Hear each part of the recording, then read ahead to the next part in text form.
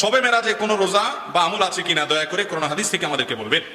দেখেন, শবে মেরাজ, নবী করিম সাল্লাল্লাহু আলাইহি ওয়াসাল্লামের যে রাত্রে মেরাজ হয়েছিল সেটা হলো শবে মেরাজ। সেটা হয়েছে 1400 বছর আগে, 1400 বছরেরও বেশি সময় আগে এটা হয়েছে। এখন কি কারোর মেরাজ হয়? তাহলে মেরাজ তো একবার হয়েছে নবী করিম সাল্লাল্লাহু আলাইহি ওয়াসাল্লাম, এটা কি প্রতি বছর করে ঘুরে ঘুরে আসে? মেরাজ তো প্রতি বছর আসে না।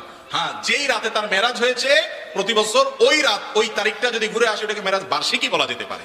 যাই হোক, নবী করিম সাল্লাল্লাহু আলাইহি ওয়াসাল্লামের মেরাজ সম্পর্কে হাফেজ ইবনে হাজার আসকালানী, ইমাম ইবনে তাইমিয়া, ইমাম ইবনুল কাইয়িম রাহিমাহুল্লাহ সহ পৃথিবীর বড় বড় পণ্ডিত আলেম যারা আছে, যাদের ইলম থেকে উপকৃত হওয়ার কোনো উপায় নাই এমন অবস্থা, সেই সমস্ত মুহাদ্দিস এবং উলামাদের বক্তব্য হলো নবী করিম সাল্লাল্লাহু আলাইহি ওয়াসাল্লামের মেরাজ হয়েছে এটা সত্য নয় বরং মহাসত্য, কিন্তু কোন মাসে হয়েছে, কোন তারিখে হয়েছে, এই বিষয়ে নবী করিম সাল্লাল্লাহু আলাইহি ওয়াসাল্লামের কোন হাদিস থেকে পরিষ্কারভাবে স্পষ্টভাবে বিশুদ্ধ কোন বর্ণনা দ্বারা কোনোভাবে প্রমাণিত না।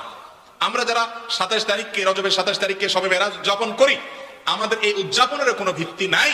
আমার কথা না, ইবনে হাজার আসকালানী রাহিমাহুল্লাহ বলেছেন যে অনেকে এটা করে, এর কোনো ভিত্তি, গ্রহণযোগ্য কোনো ভিত্তি নেই। ভাইরা আমার, মাস তো বটে, সনটা পর্যন্ত সাহাবীরা ফিক্স করে দিয়ে গেছেন এমন কোনো বর্ণনা পাওয়া যায় না। অনেকে বলেছেন রমজান মাসে মেরাজ হয়েছে, অনেকে বলেছেন রজব মাসে হয়েছে, অনেকে বলেন জিলকদ মাসে হয়েছে, অনেকে বলেছেন রবিউল আউয়াল মাসে হয়েছে। এই সবগুলোর ব্যাপারে মুআররিখিন এবং ইতিহাসবিদদের, মুহাদ্দিসদের মন্তব্য আছে। বিধায় 27 রজব মেরাজ হয়েছে এই মর্মে কোনো বিশুদ্ধ বর্ণনা নাই। এটা হলো প্রথম কথা।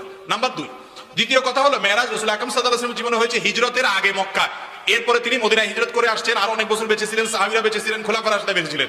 প্রতি বছর একবার করে একটা রাতকে মেরাজের রাত হিসেবে উদযাপন করা, রাতে আমল করা, দিনে রোজা রাখা, এর কোনো বর্ণনা না রাসূল আকরাম সাল্লাল্লাহু আলাইহি ওয়াসাল্লাম থেকে প্রমাণিত, না খোলাফায়ে রাশিদিন থেকে সাব্যস্ত, না সাহাবায়ে কেরাম থেকে সাব্যস্ত। কথা কি বুঝাতে পারছি? কোনো বিশুদ্ধ হাদিস থেকে এরকম কোনো কিছু প্রমাণ হয় না।